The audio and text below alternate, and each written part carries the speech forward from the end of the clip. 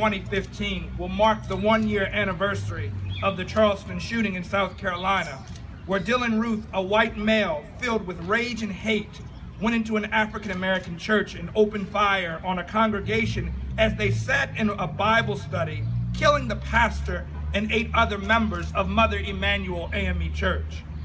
During the days ahead, we found out that the man who killed them confessed that he committed the shooting in hopes of igniting a race war. 3 days after the shooting, the website titled The Last Rhodesian was discovered and later confirmed by officials to be owned by Mr. Roof. The website contains photos of Roof posing with symbols of white supremacy and neo-Nazism, along with manifesto in which he outlined his views towards blacks and among other people. He also claimed in his manifesto to have developed his white supremacist views following research on the 2012 shooting of Trayvon Martin and on black-on-white crime.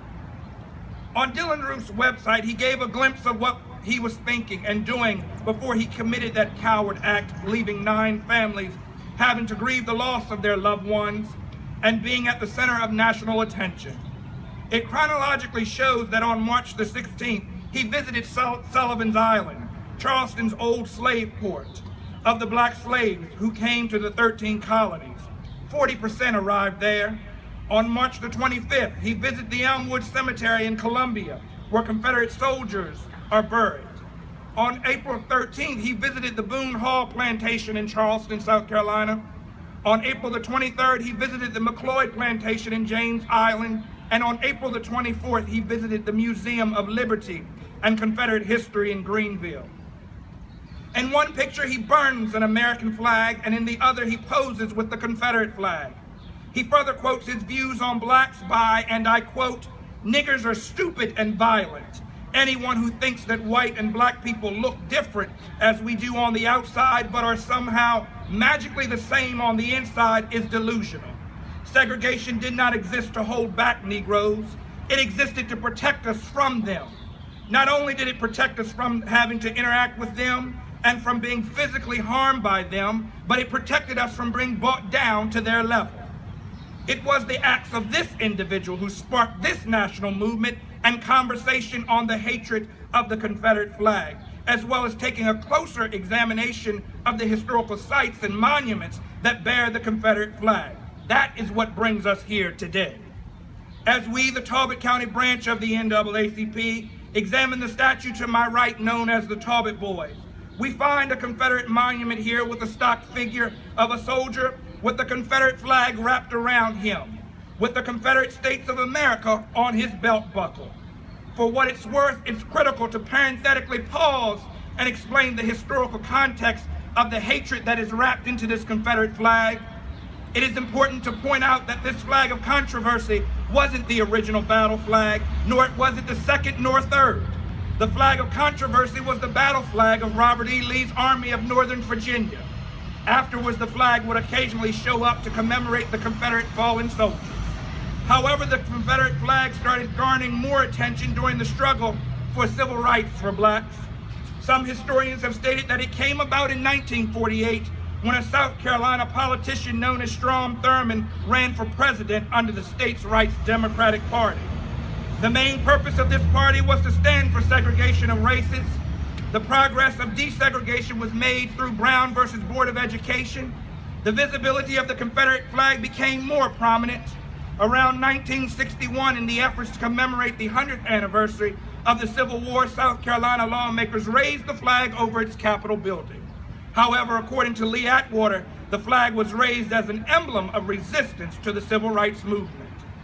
With the historical context of the Confederate flag, why would our local county council want to uphold this Confederate monument on governmental property? Well, the answer is simple. Our county council members lack cultural sensitivity and cultural awareness.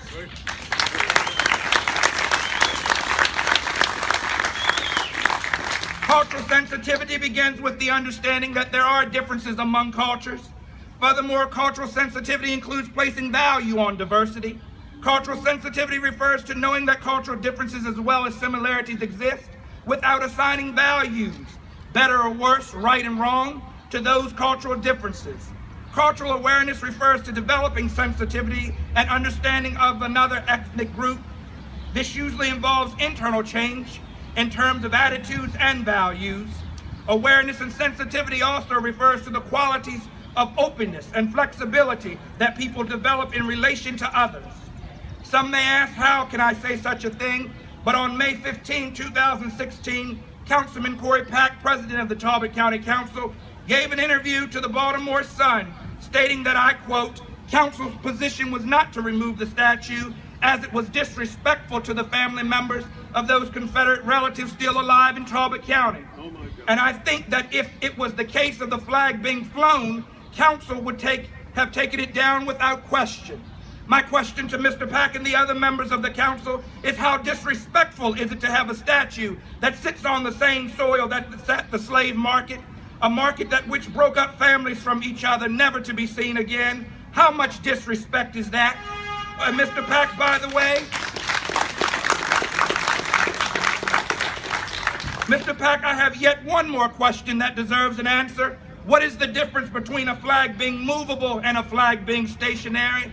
They both send a message of hatred, alienation, and oppression to the African Americans and others.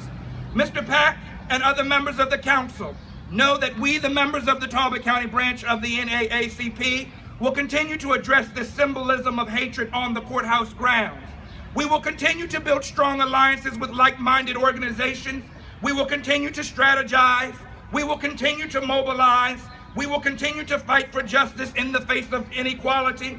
As the prolific poet Dr. Maya Angelou summates it well when she states, "You may write us down in history with your bitter, twisted lies. You may tread us in the very dirt, but still like dust we will rise. Just like moons and like suns with certainty of tides, just the hope springing high, still we will rise." Did you want to see us broken, bow-headed and lowered eyes, shoulders falling down like teardrops, weakened by our soulful cries? You may shoot us with your words, you may cut us even with your eyes, you may kill us with your hatefulness, but still like air we will rise. Out of the huts of history's shame we will rise. Up from the past that rooted in pain we will rise. We are a black ocean, leaping and wide, welling and swelling I bear in the tide. Leaving behind the nights of terror and fear, we will rise. Into a daybreak that is wondrously clear, we will rise. Bringing the gifts of our ancestors gave, we are the dream and the hope of a slave. We will rise, we will rise, we will rise.